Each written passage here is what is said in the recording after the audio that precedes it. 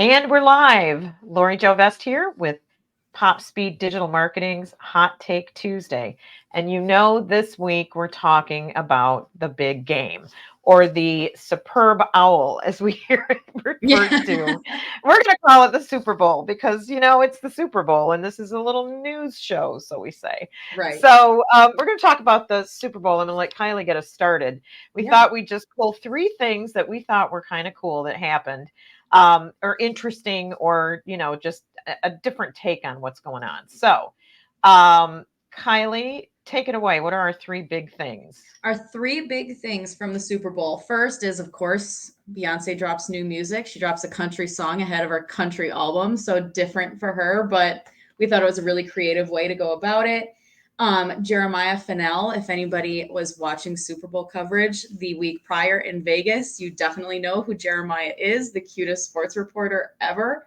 Ever. And the third is, and it will save this one till last, it's a little bit of a surprise and funny take, but rumors on social media hurt us all. They hurt me this week. So we'll get into that. Poor Kylie. I had no idea what she's going to talk about here. I had no idea that she was this. So let's start with Beyonce. Apple Music sponsoring the halftime show. Brilliant. Mm-hmm. Absolutely brilliant, don't you think? Absolutely, I think so. Yeah, I think too. I mean, obviously it was a Super Bowl for the millennials, I think, between Usher performing and then we get a Verizon commercial with Beyonce teasing new music that drops like, "Hey, yeah, go check it out right now after this commercial." And she drops a country song that Yeah. is fantastic. Have you listened to it yet? I haven't. I It's haven't, but I good. will. I It's didn't good. know I that was part. right. I was gonna say, yeah, if you tell me I'm a country music fan, if you tell me Beyonce's diving into country during a Super Bowl commercial, yeah, absolutely. I'm gonna listen to it. And it has taken over my TikTok feed in the funniest way possible. So just another example of Beyonce breaking the internet, as we know she does so well. Yep. Yep. She's got to do it every once in a while. And I honestly, I think it's really interesting that Taylor Swift, everybody was all freaking out about Taylor Swift in the Super Bowl. And Beyonce is the one that kind of jumped in and took some of that thunder. And Mhm.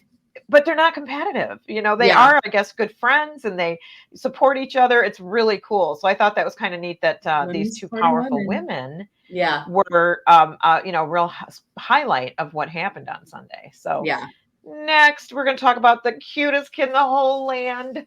He is so, so cute. So Jeremiah Fennell is an 11-year-old that if you watch the story, I think CBS News has a great recap of Yeah. his whole story and how he got into it.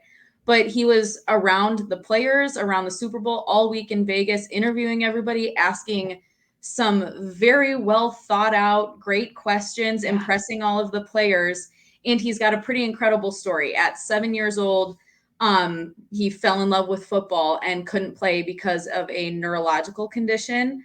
And so instead of being able to play, he decided he wanted to become the world's cutest sportscaster prodigy. And he did such an amazing job. Obviously, it helps that he's adorable, but it was very Yeah. impressive and really cool to, kind of see what we can only hope is the next generation of sportscasters come in and make big, big, big waves at the Super Bowl Yeah. 2024. So, Yeah, you've got to watch the CBS News story. Look it up. It's worth 5 minutes of your time. He actually says very confidently, I knew I wasn't going to be able to play football, but I really love sports. So I started doing sportscasting at 7. yeah, He's yeah, 11 years just so old. He's matter like, of fact. Right, how do you do it? How do you start that at 7? Like, do you go get hired by right. by a station? Are you doing this in your living room for your parents? But he's been doing it for 4 years and he is kicking ass. I mean, this kid is just absolutely brilliant at what he Yeah, does. He knows his facts. And at one point, he asks a coach a question, and you can see the coach kind of go, like, he just right. didn't expect that out of a child to be like, Yeah, how do you know to ask that question? It was really, yeah. really cool. So, 11 years old at the Super Bowl. yeah, Very, very cool.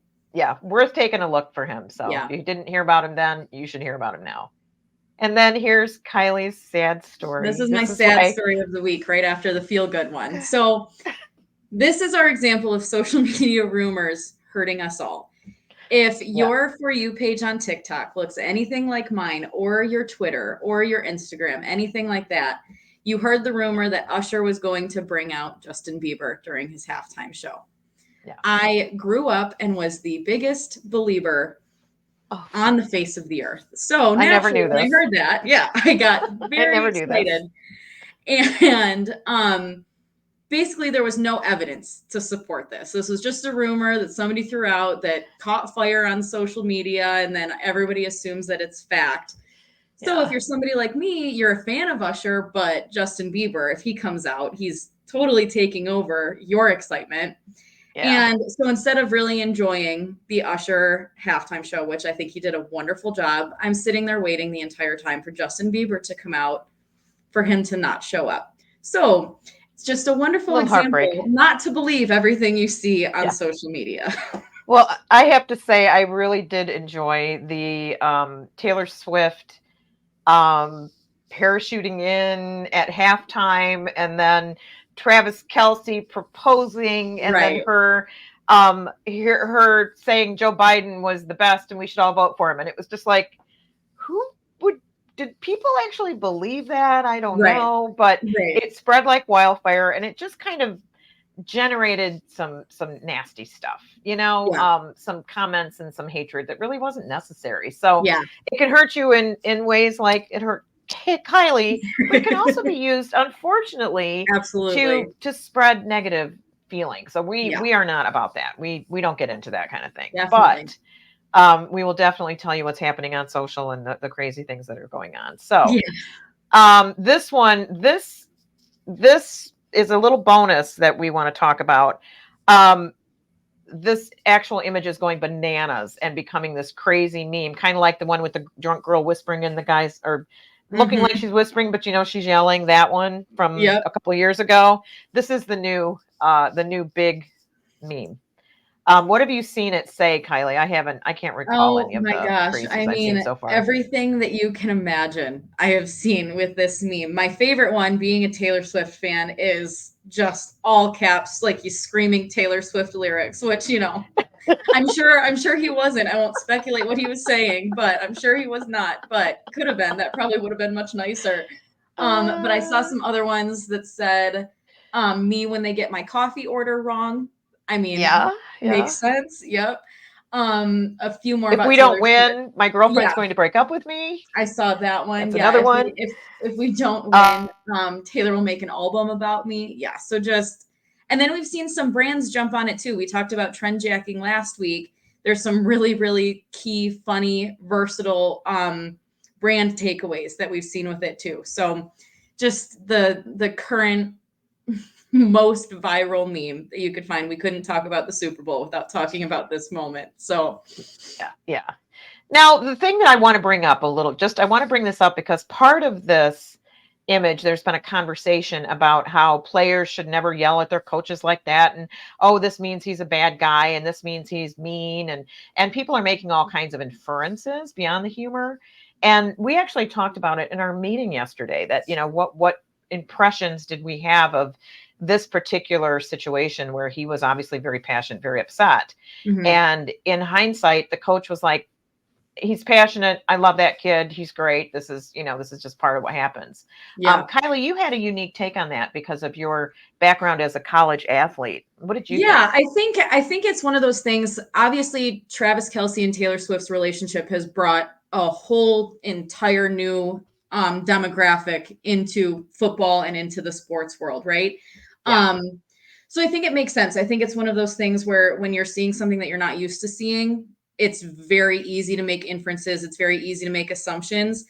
So when, this meme started going crazy and everybody saw the clip of him yelling at his coach and everything like that, I guess it didn't necessarily surprise me that it took off in a way where people are saying things, but it also took off in a way where people are like, oh my gosh, Taylor, red flag. He's abusive, blah, blah, blah. And those are some strong things to say. And I think for me, growing up in the sports world, I see stuff like that. And I'm like, I mean, yeah, he's a big dude. It's probably pretty intimidating when he, is screaming at a coach that's a little bit smaller than him, but at the same time, it's sports. And when you're passionate And about it's something, football. exactly, and you're playing on the world's biggest stage for your sport. Yeah. For me, if something that I'm sure one of my coaches at one point in my life would have said to me is, if you're not that passionate, you shouldn't be here. So Yeah. it's one of those things, I think when you grow up in the space, you see it and you're like, okay, no big deal. But Yeah. it's interesting to kind of see everybody's different perspectives on it for sure. Yeah. Yeah. And I do believe that there's a specific culture to football, whether you Yeah. agree with it or don't agree with it. How he conducts himself. If he's screaming at his coach in the middle of a game, I'm sure the stadium's really loud. He's very passionate. We Yeah. can give him a pass on this. He's not out in the world, hitting people and getting in bar fights. Right. That's a whole different situation. But look at what football is. I mean, football Yeah. is a sport where people just go after each other. And I'm sure Yeah. that, conveys into having to be very aggressive. And Yeah. it's just part of what happens. How he behaves off the field is really, really important, and how he behaves on the field, not the volume of his voice. Did you see where he was singing Viva Las Vegas at the top of Yeah. his That just lungs? made me laugh. Yeah. I think he's just a goofy guy. He's got a lot of passion and a lot of heat, Yeah. and he brings it. So Yeah. so that's all we got for you. Thank you for joining us for these weekly 10-minute, 15-minute hot takes on what's happening in social media and pop culture. And we will see you again next week. Bye, Take buddy. care.